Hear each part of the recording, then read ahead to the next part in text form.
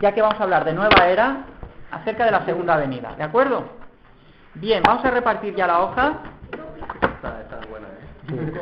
Venga, repartir la hoja de hoy. Toma, repártela para allá. Y vamos a ver lo que nos da tiempo a hacer hoy.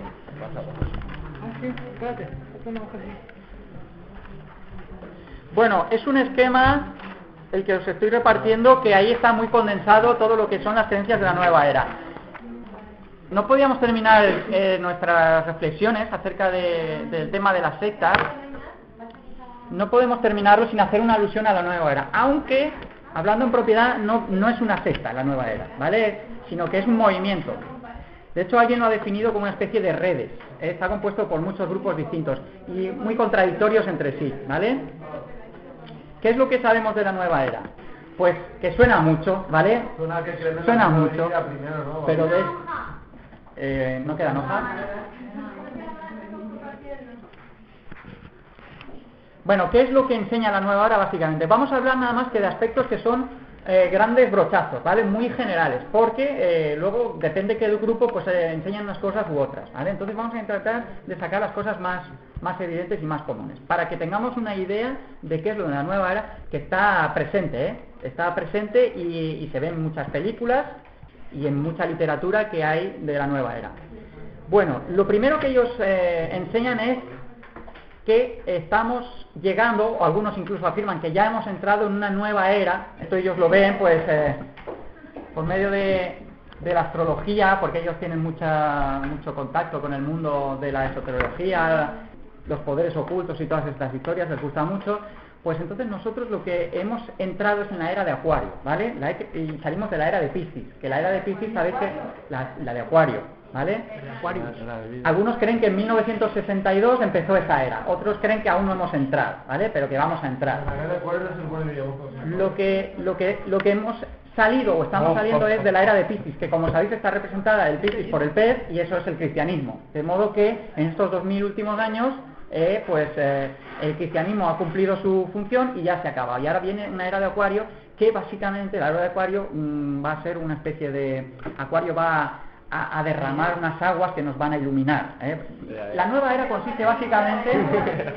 Exactamente, es el nuevo milenio, todo eso está muy relacionado, ¿eh? Eso va a ser una especie de iluminación de masas increíbles sin antecedentes, ¿eh? Ahora mismo hay problemas con la sociedad, con el individuo. Todo esto, como veis, os va a sonar muy repetitivo con las clases que ya hemos visto, con el gnosticismo, pero es precisamente porque todo está muy interrelacionado. Sabemos que detrás de todo esto hay un autor común, ¿vale? Nosotros sabemos que somos de Dios, pero el mundo entero está bajo el maligno, nos dice Juan, ¿vale? Recordar de la primera clase. Bueno, esta transformación vendrá a través de un conocimiento espiritual que va a ser, pues digamos, universal, ¿de acuerdo? No va a ser de unos pocos. Bien, eso lo tenéis en el primer punto. Ese es el objetivo de la llegada de la era de Acuario, ¿vale? Entonces, históricamente, en Europa, por ejemplo, podíamos remontarnos a la época de los 70 o incluso antes, en la época de los hippies, y estos ya prepararon el terreno, el material para lo que ahora se está viviendo en cuanto a la nueva era. Por ejemplo, los hippies tenían una serie de cosas que todos sabemos, ¿no? Ahora enseguida me vais a corregir si me equivoco. Por ejemplo, si yo digo que los hippies eran antimaterialistas, me vais a decir, sí, pues la nueva era también son antimaterialistas. Los hippies tenían un gran amor desbordado por la naturaleza, pues la nueva era también es muy ecologismo y todas estas. De hecho, en muchos grupos ONGs y muchos movimientos de este tipo, pues hay muchos que pregonan estos valores de la nueva era, ¿eh? Un amor desmedido por la naturaleza. De hecho, la llegan a endiosar, la naturaleza. La tierra misma recibe el nombre de Gaia, o la madre tierra, es una diosa. La propia tierra llega a ser una diosa, ¿eh? De la que recibimos biondas, ¿vale? Al instituto vino un tipejo de Andalucía a explicarnos toda la teoría esa. Pues eso... 3 días explicando la pues, ¿veis? Todos tenemos experiencias. Yo esta misma semana, sin ir más lejos, también he tenido una experiencia con una persona en el trabajo. Bueno, era un proveedor, pero llevaba colgadito aquí una medallita con un señor muy barbudo, y ese era un gurú de estos orientales, porque él hacía yoga y se purificaba y buscaba la verdad dentro de sí y todo eso. Entonces tuve una conversación muy interesante, ¿vale? Con él. Pero para que veáis que lo que estamos haciendo ahora estas clases es formarnos para estar preparados y presentar buena defensa de lo que nosotros creemos. y saber un poco lo que el de al lado nuestro piensa. O sea, yo, si pensáis que lo que os estoy contando cuando os contaba la historieta esta del Seno aquel, de los cienciólogos, o cuando os ponía los dibujitos de los mormones para que os acordarais de las creencias básicas que ellos tienen, todo esto es cosas que la gente, que es muy fácil que vosotros conozcáis a alguien que crea. ¿Quién no conoce un testigo de Jehová? Yo esta semana es que ha sido muy abonada, porque esta semana he descubierto también un compañero del trabajo que es testigo de Jehová. Entonces, tenéis que saber, cuando habléis con un testigo de Jehová, qué es lo que ellos creen. ¿Para qué? Pues no para convencerlos, sino para realmente presentar el Evangelio adaptado a sus necesidades. Y esto es lo importante de las clases. Por eso yo creo que es importante que las repaséis, las hojas que os he estado dando durante toda la semana, para que veáis los puntos básicos, y siempre os dais cuenta, en la parte de atrás os he presentado versículos. Hoy también os presento en la parte de atrás versículos para señalar algunas doctrinas bíblicas que son fundamentales y que estos grupos en concreto niegan, ¿vale? Entonces es importante lo que estamos viendo. Bueno, pues ellos... estábamos hablando un poquito de la nueva era de la historia. En el norte de Europa todos, bueno, a lo mejor aquí hay gente muy joven que no ha llegado a conocer grupos como Evangelic, ¿no? ¿Os suena? ¿Sí? Ah, bueno. O grupos como, no sé, hay grupos muy famosos, que son de nueva era, digamos, que la música está infiltrada en muchos campos culturales, en muchas ramas, incluso en muchas... vamos a llamar pseudociencias, digamos, porque de hecho tratan de meterse en la medicina, en el mundo del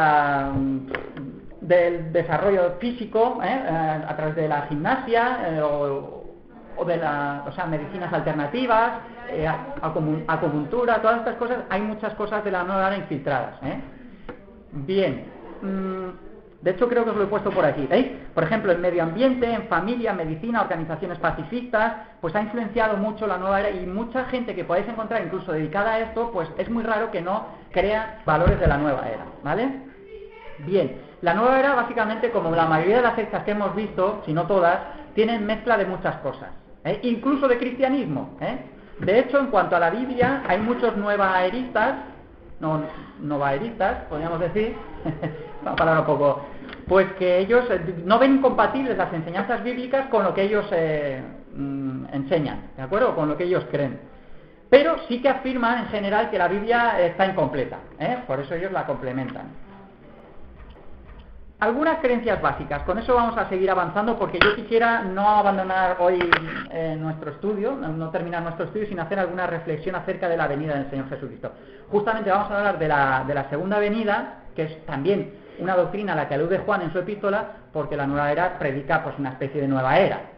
Si hay algo que se parezca a la nueva era, que no es nueva era, es otra cosa completamente distinta, es la segunda venida del Señor, donde todo será transformado. Incluso nosotros mismos seremos transformados, dice el apóstol Pablo. Bueno, pues algunas cosas básicas de la nueva era, para que se nos quede nada más, son, por ejemplo, en cuanto a el misticismo otra vez lo encontramos aquí imbuido, el misticismo muy acentuado en cuanto a las corrientes orientales, la nueva era. La Guerra de las Galaxias, por ejemplo, es una película muy famosa, un clásico del cine, pues ahí podéis hacer un ejercicio y cuando la veáis, si tenéis ganas de volverla a ver alguna vez, apuntaros todas las enseñanzas de nueva era que se pueden extraer de ahí, y hay muchas, ¿vale? Y hay muchas. Bien, como vais a ver, una de las primeras cosas que destacan en la película es que se predica una especie de religión interior, también muy místico, una religión interior. De hecho, a los de nueva era no les gustan los cuidadores, digamos, o los pastores, o las religiones oficiales, digamos, porque cada uno tiene a Dios dentro de sí mismo. Esto es lo que me comentaba este compañero de trabajo esta semana, por ejemplo, que ha venido a confirmar lo que yo pues he ido investigando por mi cuenta, a través de internet o de los libros y todo esto. O sea, que lo que ellos creen es que, aparte de que Dios es muy importante o lo que queráis, tiene un concepto de Dios completamente deformado, es evidente, ¿no? Pero básicamente Dios está dentro de uno mismo, y la verdad hay que buscarla dentro de uno mismo. Una cosa muy interesante, y a raíz de eso, pues imaginaos la conversación que tuve con él, es que Pilatos llegó a descubrir la verdad. Por eso él no quiso crucificar a Jesús y se lavó las manos. Esto es lo que él me enseñaba a mí, O sea, digo, pero bueno. Bien, el caso es que, claro, él llegó a ver dentro de sí la verdad. Digo, pero hombre, lo que pasa es que la tenía delante de sí y no la supo reconocer. No, es que él dice que la verdad la tenía dentro de sí, y como llegó a ver la verdad y que Jesús era inocente, Eso es lo que yo le aludí enseguida. Y más cosas. Lo que pasa es que no vamos a reproducir aquí porque se nos va la clase. Pero, en fin, que sepáis que ellos también pueden coger un versículo de la Biblia y coger alguna historia de la Biblia y transformarla, que es lo que han hecho la mayoría de las sectas, ¿vale? Recuerdo que lo de la teoría de Gaia, eso del universo, de que todas las moléculas, que todos biondas, a todas las, exactamente, que todos somos de las mismas moléculas, que constantemente todos los días cambiamos nuestras moléculas y todos somos todos, eso es un cacao que... Eso es otra de las cosas que nos hablan de otra de las creencias básicas que ellos tienen. Ellos siempre están detrás de insistir en la idea de que todo es relativo, no hay valores absolutos, no hay verdades absolutas y todo es cambiante, ¿de acuerdo? Entonces ellos predican un relativismo, podríamos decir, ¿vale? Bien, tienen muchas ideas cogidas del hinduismo, por ejemplo, y por ejemplo esto lo vemos en su enseñanza del karma, ellos creen en las reencarnaciones. Pero a diferencia de los hinduistas, no siempre son todo exactamente como los hinduistas. Por ejemplo, en la idea del karma, ellos predican un karma siempre ascendente. Los hinduistas, por ejemplo, creen que si tú te has portado mal, eso es un karma que te acumulas negativamente y al final pues acabarás encarnándote, si eres una persona, pues si has sido muy malo en una araña, o en un insecto, o vas hacia abajo, ¿no? No, los de la nueva era, como nosotros nos dirigimos hacia precisamente una luz, una nueva iluminación, pues siempre es ascendente, Por tanto, las reencarnaciones siempre son ascendentes. Eso es una de las diferencias con el hinduismo, por ejemplo. También hay una diferencia con el hinduismo. El hinduismo es muy dualista, es como los gnósticos. Lo material es malo y lo espiritual es muy bueno. Los de la nueva era son más comprometidos con el mundo. Más que buscar huir del mundo, lo que buscan es transformar el mundo, Entonces sí que se comprometen con la política, con la cultura, con con lo que he dicho, medicina, con muchos campos de todo tipo, y tratan de transformarlo, No son antimundo en ese sentido, ¿vale? Bien. El Cristo que ellos presentan, muchos grupos, estoy hablando en plan general, es el Cristo Maitreya, que se llama, que es una suma de Cristos, es el Mesías judío, Jesucristo nuestro,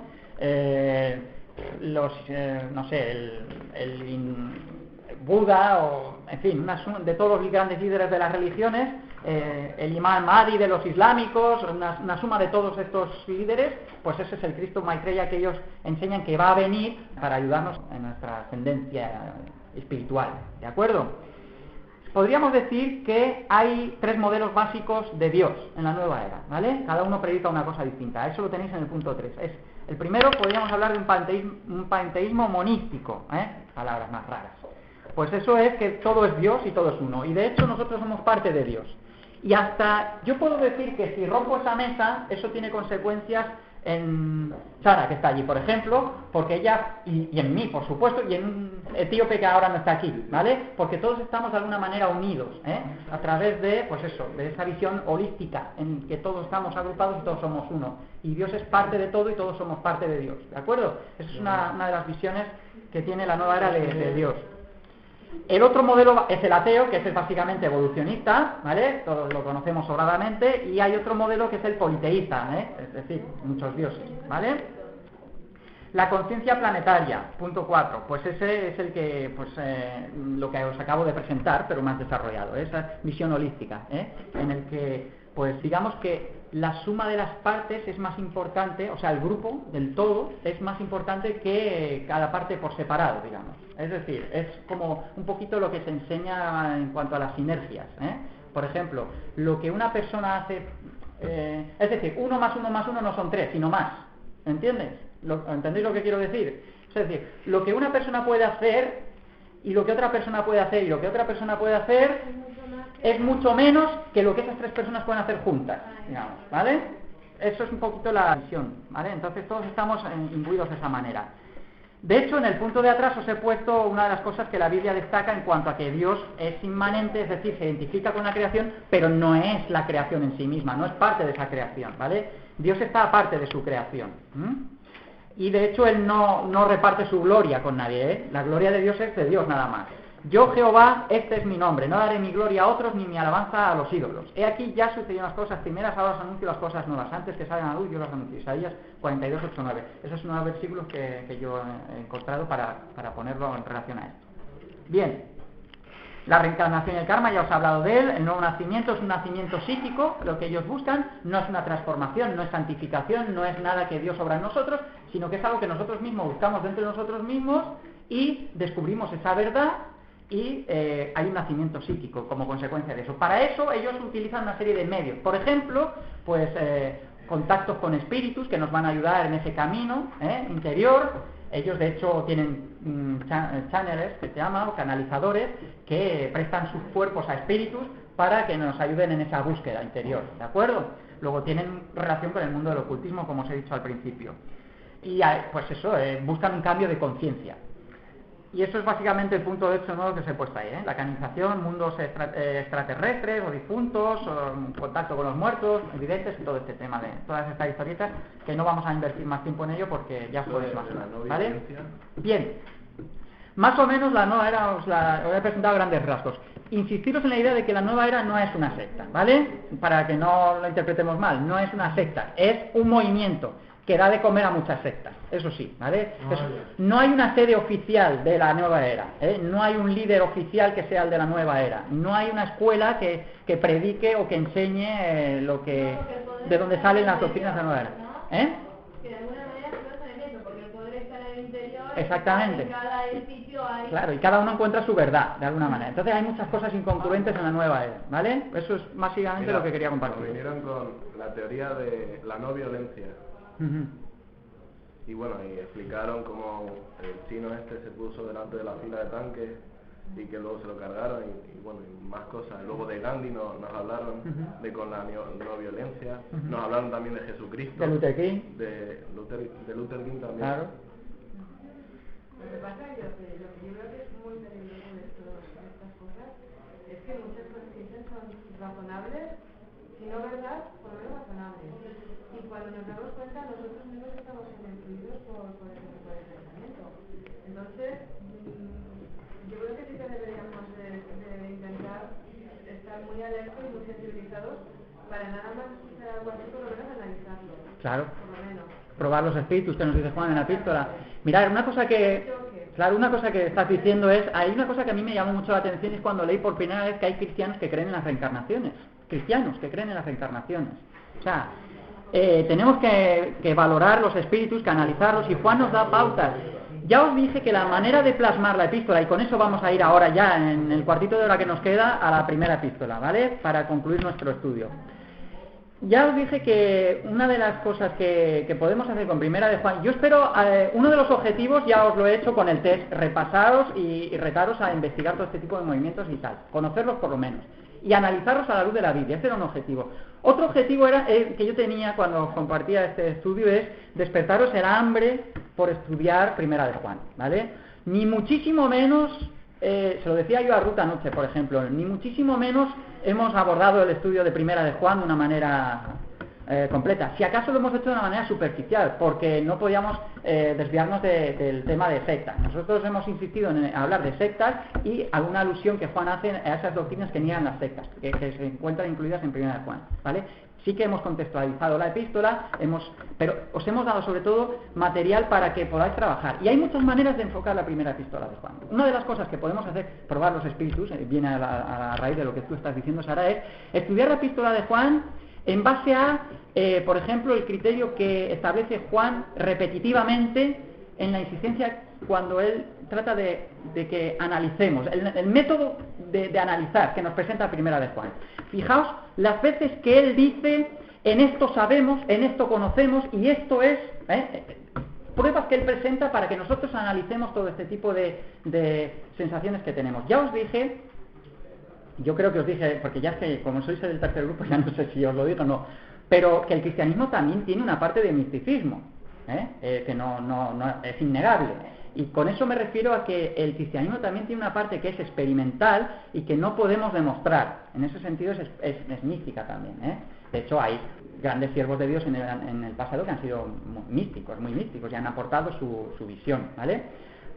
Y esto la Biblia no lo condena, ¿no? De hecho, sin salirnos de 1 Juan, Juan no lo condena tampoco. Él apela que también probemos esa experiencia subjetiva, pero que siempre la complementemos con la parte objetiva, que también él presenta. Por eso os he dicho que una manera de estudiar 1 Juan también es subrayar todos esos enfoques objetivos que él da para contrastar las experiencias subjetivas que podemos tener, ¿eh? Y con eso vamos a entrar, por ejemplo, en el tema de la segunda venida de Jesucristo, ¿vale? Cuando yo os estuve hablando de la doctrina del anticristo, en el capítulo 2, ya cerca del 3, ya hablamos de que el espíritu del anticristo ya está. Una de las enseñanzas básicas que extraemos nada más de los versículos que encontramos en este capítulo es que el anticristo aún no ha venido, no se ha manifestado, pero se va a manifestar. Y lo que no podemos es esperar que se manifieste ingenuamente, porque Juan nos dice muy enfáticamente que ya estamos en el último tiempo. Ya estamos, y está escribiendo en el primer siglo. Y lo que está diciendo es que ese espíritu se está manifestando en muchos anticristos, que yo os he traído vídeos, ¿eh? No os estoy hablando de anticristos del primer siglo, que también hemos hablado, incluso alguno de la Edad Media, como los cátaros, que ya os he presentado, pero sobre todo he insistido en los anticristos que hoy día están vivos, que les podemos filmar y os los he traído en vídeo. Ahí los tenéis, ¿vale? Y os he traído casos de gente que está en iglesias protestantes, que son anticristos, falsos maestros, que arrastran multitudes, como dijo el Señor en Mateo, por ejemplo, como dijimos en su día, etcétera, etcétera. No os estoy hablando de cosas teóricas. Os he compartido, y aquí en esta misma clase hemos compartido casos que nosotros hemos vivido de gente que conocemos que nos traen estas enseñanzas, por ejemplo. Todos los que se oponen a Cristo son anticristos, ¿vale? Y estos anticristos están bajo el maligno, como nos dice Juan en la epístola. Ahora, en esto conocemos que es el último tiempo. Pero estas personas pueden cambiar, ¿no? Hombre, nosotros tenemos que pensar que el poder de Dios puede transformarlas. De hecho, una de las grandes brujas del siglo XX, del satanismo, hay libros escritos de su testimonio, se convirtió a Cristo. O sea que incluso desde las mismas garras del infierno, el Señor ha rescatado personas. Tenemos que nosotros pues saber cómo presentar el Evangelio, no juzgar. No decir esta persona ya ha sido condenada, por muy opuesta a Cristo que sea, Una de las cosas que a mí, por ejemplo, me costaba mucho esta semana era sujetarme del fervor que me venía cuando me venía hablando de su búsqueda de la verdad, y yo diciéndole que dentro de él no iba a encontrar ninguna verdad, que eso era una cosa muy engañosa, ¿vale? Pero en fin, seguimos. Mirad, cuando él ya ha hablado de que estamos en el último tiempo, seguimos leyendo un poquito más adelante, y voy deprisa porque vosotros ya habéis leído este pasaje, también en vuestro doctrinal delante del Señor, y si tenéis alguna cosa que el Señor haya puesto, la podéis compartir, Pero mirad, en el versículo 20, en concreto, ya estamos mirando la Biblia, versículo 20, dice, pero vosotros tenéis la unción del Santo, pero esto es una cosa subjetiva, ¿de acuerdo? La presencia del Señor es real, pero es subjetiva también. También el mismo Juan, sin abandonar la epístola, habla de que debemos de probar los espíritus. ¡Ojo! Hay gente que se puede engañar a sí misma. Por tanto, Juan lo que dice es apelar a que nosotros, a pesar de que el anticristo está ya operando, a través de los anticristos, tenemos medios, no estamos huérfanos, tenemos la presencia, la unción, dice, del santo, pero esto es una cosa objetiva, pero enseguida, si os habéis dado cuenta en el contexto, él está ahora dirigiéndonos nuestra mirada a cosas objetivas para confirmar que efectivamente esa presencia es real, aunque subjetiva es real, y no por ello menos importante, de hecho es básica, Sin esa unción estamos desarmados, estamos perdidos, ¿vale? Por eso, en el versículo 20, en los siguientes, enseguida él va a apelar a la manera en que nosotros comprobamos que realmente somos de Dios. Y en el contexto general de la epístola, si no amamos al hermano, nos engañamos. Es decir, si nosotros predicamos mucho la Biblia, pero no amamos al hermano, pues nos engañamos a nosotros mismos, ¿vale? Y mirad, versículo 24, lo que habéis oído desde el principio, ¿esto qué es? La doctrina.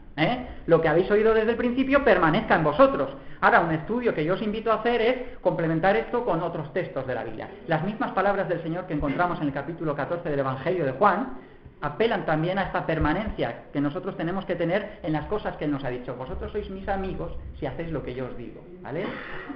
O capítulo 14, versículo 15, Vamos a buscarlo porque me parece que es importante y así lo repasamos. Capítulo 14, este es un capítulo que viene muy bien para complementar con la enseñanza que Juan nos está haciendo ahora aquí en su primera epístola. Capítulo Evangelio de Juan, capítulo 14, versículo 15. Si me amáis, guardad mis mandamientos. O sea, es una experiencia objetiva, de hecho. Si guardamos sus mandamientos, tenemos en el versículo 3 del capítulo 1 de primera de Juan, ¿vale? Y en esto sabemos que nosotros le conocemos y guardamos sus mandamientos. No voy a insistir en la idea, aunque Juan lo hace mucho más que yo, aunque Aunque parece que se repite mucho, es muy importante. Mirad, otra forma de enfocar la epístola de Juan muy interesante es daros cuenta de las veces que él hace movimientos cíclicos para argumentar y apoyar lo que va a decir a continuación.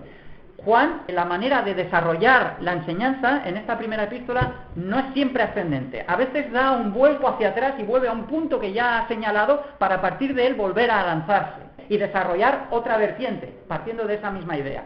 Por eso a veces cuando leemos primera la epístola de Juan parece que es muy repetitiva.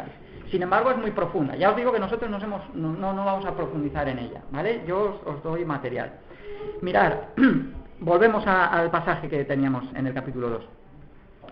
El versículo 20, este es un ejemplo de lo que os acabo de decir. El versículo 20 parte de un punto, nosotros tenemos la unción y no tenemos necesidad de que nos enseñe cosas, y el versículo 27 otra vez vuelve atrás a ese mismo punto para arrancar de ahí otra vez. Y parece que va a decir otra vez lo mismo. Daos cuenta.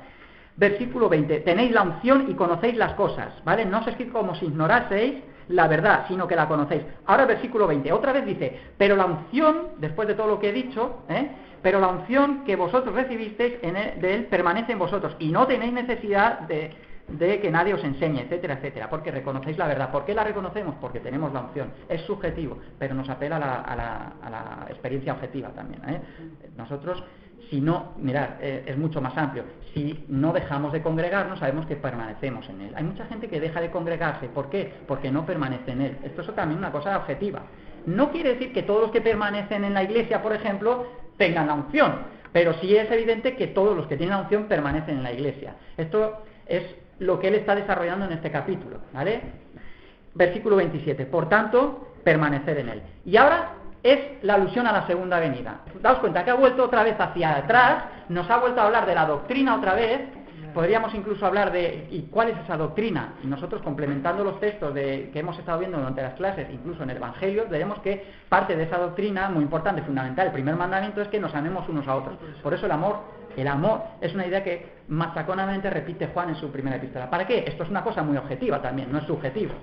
Para que no nos engañemos a nosotros mismos. Es decir, tenemos la unción, pero ¿cómo lo sabemos? Porque amamos al hermano, porque guardamos sus mandamientos. Y también hay otra cosa que es objetiva, que es la cruz. Eso, por ejemplo, en el versículo 16 del capítulo 3 alude a ella, ¿vale? En esto hemos conocido, daos cuenta otra vez, en esto son pruebas. En esto hemos conocido el amor, en que él puso su vida por nosotros. ¿Qué es lo que está haciendo sino hablarnos de la cruz?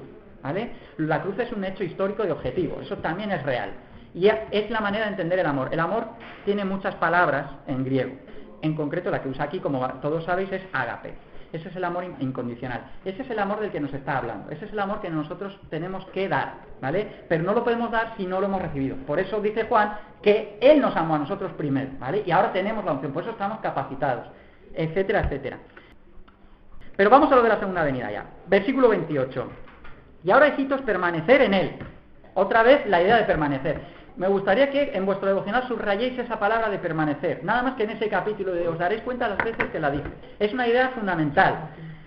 Y ahora, hijitos, permanecer en él, para que cuando se manifieste, segunda venida, nada de nueva era, segunda venida, tengamos confianza para que en su venida no nos alejemos de él avergonzados. Si sabéis que él es justo, sabed también que todo el que hace justicia es nacido de él. Quiero que pensemos ahora en lo que acabamos de leer. Nos ha hablado de la segunda venida. ¿Y qué aspecto de la segunda venida nos está enseñando? Eso es lo que me gustaría que compartiéramos ahora un poco. A ver, en vuestro devocional habéis tenido vuestro trato con esta parte, con esta porción, ¿Qué es lo que habéis sentido? ¿En qué os ha ayudado? Eso me gustaría que lo compartiéramos. ¿Qué tiene de acento en cuanto a la doctrina de la segunda venida? ¿Dónde pone el acento ahora Juan aquí? En el juicio, correcto. Muy bien. Exactamente, es que es evidente, Pero, fijaos, ¿y por qué hace hincapié justamente en el juicio? Mirad, vamos a definir un poco más. ¿Para quién está hablando? ¿Para creyentes o para no creyentes? Para creyentes. Y ahora mirad, cuando él dice que habrá gente que en su segunda venida se va a alejar del Señor avergonzada, esa gente que se va a alejar avergonzada, ¿son creyentes o no creyentes? No. Creyentes porque si se avergüenzan porque saben algo. A ver, todos saben, no, a ver, ¿qué? A ver. No, yo la he destapado con todo el propósito. Yo pienso que esto es, podéis opinar, a ver, ¿qué es? Esto es muy serio, porque mirad, podríamos estar hablando de los creyentes carnales, ¿vale? Esto es una reflexión que yo os invito a tener y que espero que evaluéis, que no la aceptéis porque lo diga yo y ya está. Hay que evaluarla a la luz de lo que Juan está aquí exponiendo y de otros pasajes bíblicos. Cuando él habla de que en la segunda venida habrá creyentes, ¿vale? O porque estos si se alejan es porque pretendidamente han estado hablando de Cristo. No nos alejemos avergonzados, exactamente, ¿vale? Que ¿en realidad estáis convencidos de que está hablando de gente que va a ser salva o los que se van a alejar avergonzados van a ser condenados? Es que también, no sé, ahora no sé, pero el pasaje que dice que algunos serán salvos como por fuego, sí, ya sé que nos gusta ese pasaje y muchas veces a mí, por ejemplo, me gusta mucho para quizá justificarme, aludir a la epístola a los Corintios, que eran creyentes carnales y Pablo los reconoce creyentes, ¿vale? Y son iglesia, en ningún momento deja de decir que son santos, a pesar de que son carnales, y hay incluso casos de fornicación dentro de la iglesia, tal, pero son creyentes. Muy bien, todo eso nos gusta mucho. Sin embargo, tenemos que ahondar en la idea de que Juan ha subrayado muchas veces la idea de permanecer, ¿vale? Y el que no permanece se alejará avergonzado, es la idea que está transmitiendo. En cuanto me equivoque, me corregís. Ahora me gustaría miráramos más aquí. Versículo 28. La idea es que después de insistir tanto en la idea de que tenemos la unción y darnos prueba de verificar que eso realmente es así, a pesar de ser una experiencia mística, si es real, cuando la hemos comprobado que es real, sin embargo está la idea de que Él nos apela a permanecer. Nosotros tenemos la unción y nos apela a permanecer, es algo que nosotros tenemos que hacer, porque si no permanecemos, dice que en su venida nos alejaremos de él avergonzados. O sea, hay que ser constante. Vale, la idea es esa. Cuando el Señor Jesús habla de la idea de la vid y los pámpanos, también habla de esa idea, dice, tenéis que permanecer en mí, ¿vale? Si no, el que no permaneciera en mí, él llega a decirlo en el capítulo 14 que os he aludido, ese solo servirá para, vamos al capítulo 14 porque son palabras fuertes y tenemos que leerlo. Ese solo servirá para ser echado al fuego, ¿de acuerdo? Capítulo 14. Mirad, yo soy la vid, vosotros los pámpanos, el que permanece en mí y yo en él, este lleva mucho fruto, porque separados de mí nada podéis hacer. Y ahora dice, el que en mí no permanece, la idea de la permanencia de la que tanto nos habla en la epístola Juan, el que en mí no permanece será echado fuera como pámpano y se secará, y los recogerán y los echarán en el fuego y arde. Está hablando de la condenación, el que en mí no permanece. Esto, otra vez, volvemos atrás, como hace Juan en los argumentos. Yo sé que hoy estoy dando muchas vueltas hacia atrás porque la idea es que no se puede explicar de otra manera, para darnos cuenta de que nosotros tenemos que cerciorarnos de que realmente tenemos el Espíritu Santo, que somos salvos, porque nosotros podemos comprobarlo a la luz de Primera de Juan. Él nos da muchas pruebas para hacer eso, porque podemos pensar que la tenemos y el día que venga Cristo nos alejaremos del avergonzados. Si nos alejamos del avergonzados es que no lo hemos tenido, no hemos permanecido nunca. Y de hecho, él dice más adelante que estas personas que dicen, ay, yo soy muy creyente y todo eso, pero me da miedo la segunda venida, eso es una prueba de que no tiene la unción, porque el amor echa fuera todo temor. Nosotros tenemos que desear la venida del Señor, no temerla. Aquí en el versículo 17 del capítulo 4 en adelante, en la primera epístola estoy siempre, dice que en esto se ha perfeccionado el amor en nosotros, para que tengamos confianza, no temor, no miedo, en el día del juicio. Luego sí que está hablando del juicio cuando habla en el capítulo anterior, en la segunda venida, pero también está hablando de la confianza que el verdadero creyente que ha permanecido tiene, porque el que mucho dice que ha permanecido, pero realmente se aleja del avergonzado, es que no ha permanecido. Esa es la idea. O sea, para concluir, que ya es la hora. Recapitulando, tenemos que preguntarnos, y de hecho os invito a leer el final de la segunda epístola de los Corintios, a la que tanto nos gusta acudir para encontrar consuelo, y os daréis cuenta de que no es posible ser creyente carnal toda la vida. No es posible. De hecho, el apóstol Pablo le dice a los corintios, examinaos a vosotros mismos si verdaderamente estáis en la fe, ¿vale? No hay duda de que había creyentes que estaban en la fe y Pablo se dirigía a ellos para que se apartaran de esa carnalidad que sí, en la que estaban viviendo, ¿eh? Pero el verdadero creyente tiene que ser transformado, ¿vale? En esto se ha perfeccionado el amor, también nos habla de esa evolución, ese crecimiento. Y de hecho el Señor Jesús, cuando habla de la vid y los pámpanos, habla de que una cosa ineludible de estar unido y permaneciendo en él es que vamos a dar fruto. Es imposible ser un creyente de banco toda la vida y limitarse a una vida religiosa, nada más, y decir que creo en Dios y ya está. No, porque el verdadero creyente tiene verdadera vida nueva en su interior, y esa vida no se puede mantener cerrada. Ella se expande, indudablemente. El Señor Jesucristo nos lo explicó cuando hablaba del fruto. Para que llevéis mucho fruto. Yo os he puesto para que llevéis, permaneced en mí, para que llevéis mucho fruto. ¿Vale? Es la idea. Y Juan lo está afirmando aquí también en la epístola. Este es un reto que nosotros tenemos para enfocar correctamente la segunda venida, el Apocalipsis, que tanto miedo le da a alguna gente, todo eso. El que verdaderamente permanece en el Señor no tiene temor, ¿vale? Sino que espera confiado en la segunda venida. Bueno, ya son 1:30. No sé si... Me gustaría que, si tenéis alguna duda o alguna cosa, la compartierais. Pero yo creo que es un reto bastante fuerte el que nos encontramos, ¿eh? No podemos leer superficialmente estas cosas, porque no es posible ser creyente carnal toda la vida.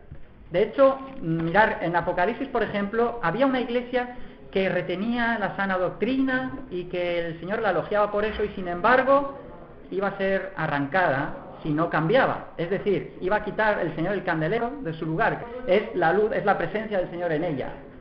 ¿De acuerdo? Es la presencia del Espíritu Santo en ella. Dice, porque tú has perdido tu primer amor. Esto tengo contra ti. Arrepiéntete, porque si no, quitaré el candelero de ti. Y es lo que ha pasado. Hoy os vais a Efesio, os vais a Turquía, y ahí no está la iglesia ya. ¿Vale? Y nosotros, una lectura de los evangelios... En la primera epístola de las 7 que hay, a las 7 iglesias, en Apocalipsis capítulo 3, encontráis pues esa misma enseñanza. No es posible permanecer siempre apartados. El creyente puede caer, puede pecar, puede tener, pues eso, ser carnal, pero no puede serlo siempre si verdaderamente tiene la unción. Y Juan nos dice, pero vosotros tenéis la unción, pero...